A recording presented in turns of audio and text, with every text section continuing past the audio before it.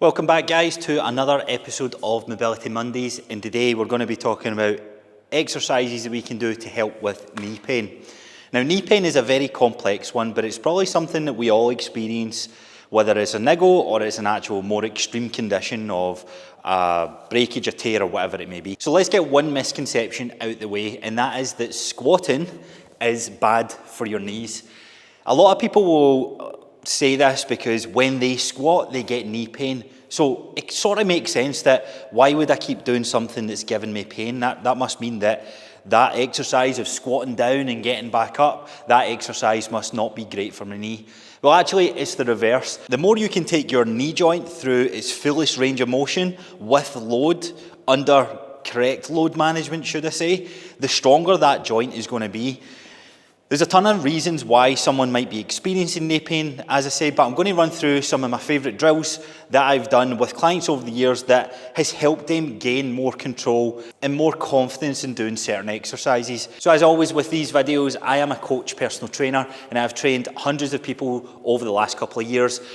A good chunk of those people have experienced knee pain or little niggles here and there, and that's why I'm doing this series, to share some of my tips that I have implemented with clients over the years that has helped them gain a stronger and healthier lifestyle, being able to do certain exercises. Now, speaking of exercises, squatting is one of the most powerful exercises that we can all do. As I said earlier, being able to have load, whether that's a kettlebell or whether it's a lunge, just being able to take our knee joint through its full range of motion is one of the best ways we can build overall strength and getting our body working in this synchronized capacity. Now, as we get older, the sort of bad knee term gets thrown around, but that's only because if you think about it, if there was a couch kind of behind me, as we sit down and stand back up, we don't really take our knee joint through its fullest range of motion, especially in today's world. The lifestyle that we live on a day-to-day basis, especially if you are a worker, or even if you are a white-collar worker, blue-collar worker, we are not exposed to taking this joint here through its fullest range of motion. So what happens as we start to age, as we start to get older, the muscles start to tighten up, the tendons and ligaments start to tighten up, the less we use this range of motion. And that means that one time where you have to sort of squat down a wee bit lower, it just feels absolute agony. So let's dive into a couple of drills that can help you relieve a bit of pain, or relieve a bit of tension. Okay, exercise number one is going to be the heel to bum. Now, this one can be extremely hard to even start with. So what I would recommend is getting a pillow or putting down a yoga mat. If you find it really hard to have the pressure of your knees on the ground, like even in this position, especially all the joiners out there, your knees are wrecked, just being kind of up and down off the floor, dealing with skirtings or whatever is going on in your life. But get into this position. As I said, if you find this comfortable, just put a little cushion or a pillow under your knees just to make that a wee bit more comfortable. Now, the heel to bum is going to be different from person to person. So when we are sliding, I'll face this way, the idea of this exercise is to get our bum back as far as we can to really stretch out, first of all, our ankles and our quads. Knee pain can be a real tricky one to try and diagnose. It can come down to a number of things. Right now, this exercise is kind of assessing how tight your quads are and how good your ankle flexibility is. So at the back, I'm pointing my toes, as you can see here, hopefully. And we're sliding our hips back as far as we can until we can rest on there. Now, that might be quite uncomfortable. In fact, I know for sure if you haven't done this before, it will be extremely uncomfortable. I couldn't do this. I could only get to here during lockdown. I remember seeing this exercise. I was dealing a wee bit of knee pain. I was sitting in the office chair 7-8 hours a day and then going playing gaming. And I was doing very little activity for my body. So no wonder my joints were crying out to me and kind of in this fixed position. But over the couple of weeks, I would say, I eventually had the ability to sit down comfortably like you see here. So let's walk through a couple of different ways where we can modify this. So let's start with the easy regression. Hands are going to be on the ground, and all you're going to do is slide your hips back, slide your bum back as far as you can until you find that you're working with a 7 out of 10 in terms of feeling, right? So if your 7 out of 10's here, you would stand here, and then you would just pulse in and out of that movement, holding it between 3 and 5 seconds. And as time goes on, you'll find that you get better and better. Even doing this just now, it's about 7 o'clock at night, so I've been very active throughout the day. I'm a wee bit tired, body's a wee bit kind of reluctant to get into these more flexible positions, but already by doing a couple of them, I'm getting more and more comfortable into this position. So, step number 1, as I said, regression is just working your way back to your end range of motion. 5, 4, 3, 2, 1, coming out of it, that would count as 1, and then we go back into it again, challenging a wee bit more deeper into that stretch. 3, 2, 1.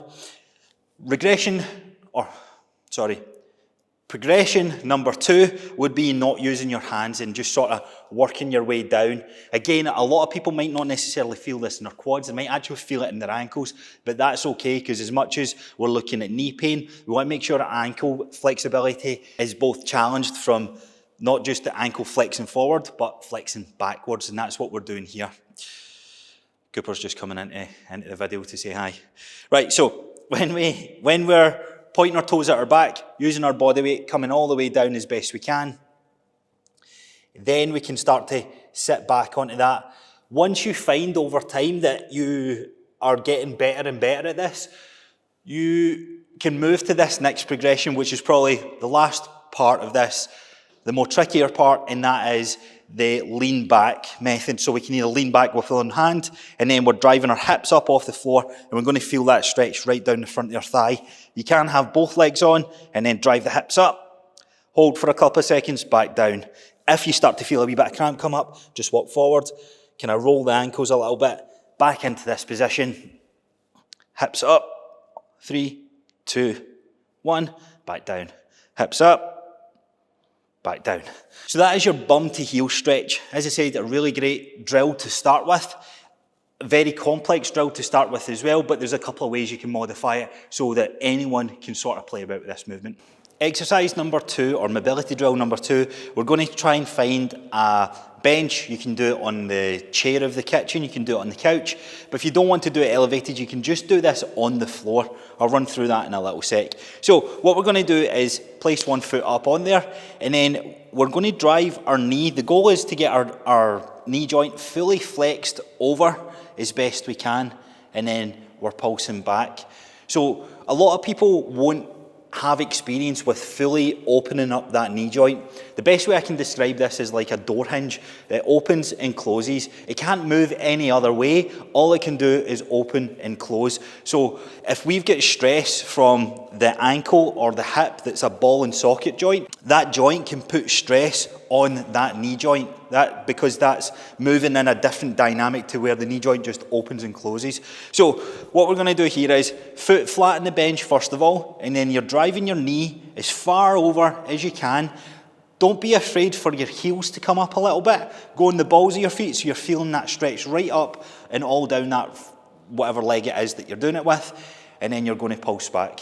Again, we're always trying to hold these stretches or mobility drills for about 3 to 5 seconds, and then pulse back. Think about what's going on in your mind as well, not just sort of mindlessly chucking into it. Really think about feeling the balls of your feet driving into the seat or driving into the wherever it is that you're using, and then back up. Driving in, and back up. And what we're trying to do here is switch on the muscles, switch on the tendons, all the supporting elements that kind of work in and around this joint. I would do about 10 of these every single day, just to kind of get things moving and grooving. Once you've done one side, you can swap over to the other side. And again, sometimes this stretch can be modified to other areas of your body, but for the purpose of today's video, this is purely to help eliminate or regress some of that knee pain and uncomfortableness that you may be feeling. Driving back, driving forward. And one thing I probably should mention as well, I'm doing this with shoes on. It's very complimentary, should I say, if you do this without shoes. Do it with your socks, bare feet, but the shoes can sort of restrict our ankles and restrict the feeling that we have in the ground. So we do this with our shoes off. We can feel the balls of our feet driving into that surface, really working on contracting that muscle, and then pulse back. So that exercise is often referred to knee over toes or the combat stretch. We're doing this kind of elevated on a bench. As I said, you can do this on the ground. So if I just slide this out the way, the difference of doing this on the ground is on the balls of your feet. Again, if it feels a wee bit uncomfortable to have that back leg down on the floor, just put a pillow under that back knee and then drive up onto the balls of your feet. So you're really putting pressure onto that feet. Move your foot back a little bit. You don't want your foot too far out in front of you. So slide that back in, and then you can start to feel that stretch. As always, don't work by a 7 out of 10. Work within where you have control and semi-comfortableness with, if that makes sense. Okay, the last exercise I've got here is a backward sled drive. Now this was popularised by a guy called Knee Over Toes, and it generally is one of the goats of all exercises you can do for strengthening the lower part of your body, whether it's your hips, your ankles or your knees. But more particular, I found this to be very beneficial for anyone that gets little knee niggles. So let's run through what is the best way to do this. Now, if your gym doesn't have a sled drive, there will be a gym near you that will have one. I would say that this exercise is so powerful that the other regression exercises that you can do instead don't come anywhere near as close as how great this is. So consider swapping gyms, but let's get into how we would run through this. Now, you can use a TRX attachment that would just attach onto the sled. You can sort of just hold the sled, and what we're doing is walking backwards with a little bit of resistance. The phrase that I believe he uses is 100 steps backwards is 1,000 steps forward. Very rarely, if any part of our lifestyle, do we do any sort of resistance training or the way our body moves backwards. Even walking backwards for most people will be a tricky task. So the way I do it here in my gym, I don't have a TRX attachment, but I've kind of looked up 2 of the strongest resistance bands I've got. And this is going to allow me to loop this round. And then all I'm going to do here, let me move it up a bit. All I'm going to do here is kind of start to get a rhythm and a groove with walking backwards.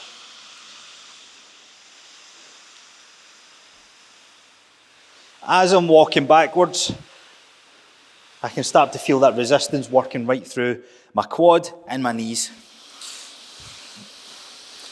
I'm just going to push this back up to the top. So that's step 1, getting a rhythm or just getting comfortable walking backwards, because you might find it's like all over the place. Once you've got that rhythm, what you're trying to do is put the ball of your feet down on the ground, and then as you're walking back, feel under the sole part of your foot and then your heel. Drive your heel up or drive your heel down, lifting your toes up towards your face. And just nice and slow, really working on contracting the knees, or your quads, sorry, should I say, your thighs. You also want to make sure that your balls of the feet always make contact first. So as I step back, ball of the feet down, onto the sole of my foot, drive the heel in, swap to the other foot. And this is what you're going to try and find a rhythm with. Now, the sled drive, this isn't an exercise you need to do particularly heavy. Most sleds will weigh roughly about 20 kilo. Stick a 10 on and stick with that. Do 4 to 6 lengths of going backwards, and you'll see that as you start to come off the back of that, the legs are sort of warmed up and you feel a lot more comfortable dropping into that squat position and anything else that's going on. So that wraps up episode 3 of Mobility Mondays. Let me know what you thought of today's video. Let me know what other sort of topics or issues that you're having with your body. Leave a comment below and I can make that one of my next videos. But I just want to say a big thank you to everyone who has followed and supported the channel so far. And I'll see you guys on the next one. Have a great week.